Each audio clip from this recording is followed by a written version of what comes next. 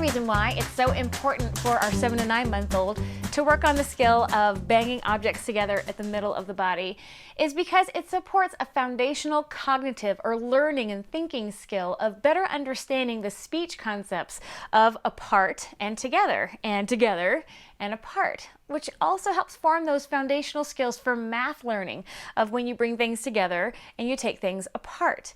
All these skills are being formed by this one activity and helping form the foundation for later learning. Again, that we don't even have our heads wrapped around that with our little 7 to 9 month old.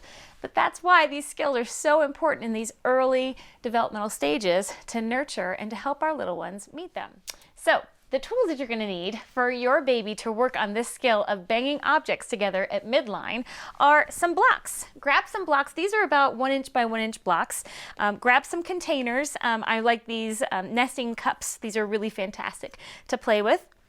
You can also grab some recyclables if you like, and you just want to make sure your baby is in a supportive position with a tray table or a surface where they can easily access. Again, that supporting position is one where baby doesn't have to kind of hang out in the middle here and manage all their muscles in their tummy and in their back to maintain an upright position. You want a nice stable base of support, that stability before mobility, because the mobility that's happening right now is working on their hand skills, this far away activity, far away from the trunk. And the trunk needs to be stable so that the hands can do their job further away. And so we have to be stable before we can be more mobile. So you need a good seating position, you need some cups, you need some blocks, and maybe some recyclables if you have on hand.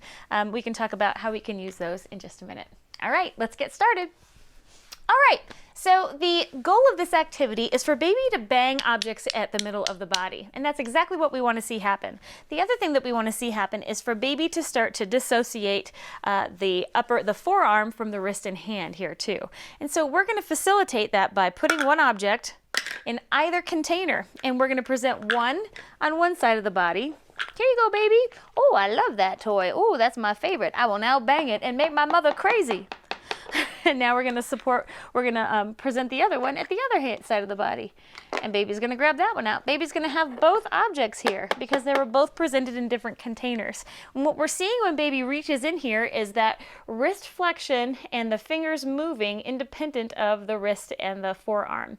And so we want to see that wrist flexion and those fingers reaching in and grabbing out. You can do similar things similar activities with baking tins. You can grab some muffin pans if you have those handy too, and just put one block in each one and see if baby will take them out. Because remember that taking objects out of containers is so much more motivating for babies at this age than putting things in, because putting things in is kind of like putting things away and out of sight, out of mind. We don't want that. We want to play with our toys. So baby's more motivated by taking things out than putting things in right now. And so while baby has these out and they're banging here, and then maybe they bring them up to their mouth, and maybe they try to bring both of them up to their mouth, and maybe they try to bang them together at midline. And we want to model that by grabbing our two cups that we just showed baby and banging at midline here. And so what we're trying to encourage is baby bringing them together. Boom, boom, boom. And we can say, you bang, and we want to use the key word of together, bang together, bang, bang, bang, together, bang, bang, bang. And we want to reinforce that speech and language aspect of the activity and the task that we're doing with our little one. Always building on skills together instead of isolation, because skills develop in isolation. When you develop that language, the words for that activity, and when you develop the motor skill, the way that the brain hardwires is it becomes a stronger neural pathway when you're able to practice skills in conjunction with other ones, when you have a multisensory approach. And so that's what we're doing here when we're asking baby to bang, and we're giving them the word for it. Bang, bang, bang, together, together. And then we can even use the same words here. Put it in. Baby's not going to want to put it in, and that's okay. That's why we have our noisy containers, and we want to give them baby some positive feedback by making noise. Baby brings it out and starts to bang on the other one. We want to see baby banging together. Bang, bang, bang, bang, bang, bang. And if baby doesn't want to just use a block, baby might want to try to use something else. Baby might put their hand in around the cup and switch and change their hand as they continue to bang with a cup and a block. Boom, boom, boom, which is going to sound different. And baby's going to adjust and readjust their hand around the shapes that you give them to bang. So if baby's got a ring or another toy on hand, baby's going to try to do the same sort of thing. And they're really paying attention to the sound that that's making and how that's changing and what's happening whenever they bring things together and when they bring things apart. Now, your little one is not going to want to give up toys yet. If you say, give mommy the block, mommy wants the block. Put the block in my hand. Baby's gonna be like, no, this is my block. I love my block. I'm not giving up my block. You're crazy, woman. I'm not giving you my block. If we want to start to work on facilitating that, we can just model that activity. And this is going to be something that's going to happen right around about 10 months, where baby's going to start putting objects into containers instead of always dumping them out and trying to get them out. And so a great way to help with that in these, like right around about 9 months, as your baby is approaching a later age in this developmental stage, using containers that make noise when they put objects in is a great way for baby to be encouraged by that, because baby likes the sound. And something that's shiny in the bottom too is also kind of helpful for baby too.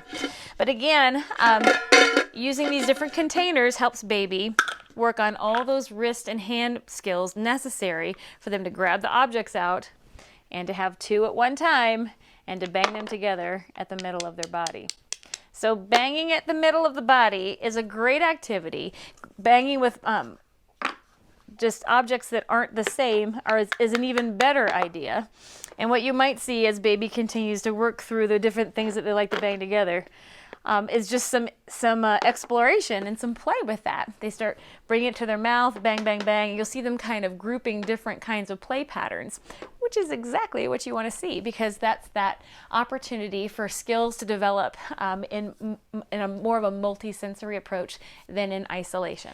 Call to action is to get baby in that good supported sitting and encourage grasp of objects on one side and then the other side, and then modeling using your language and modeling using objects that you have available to you too.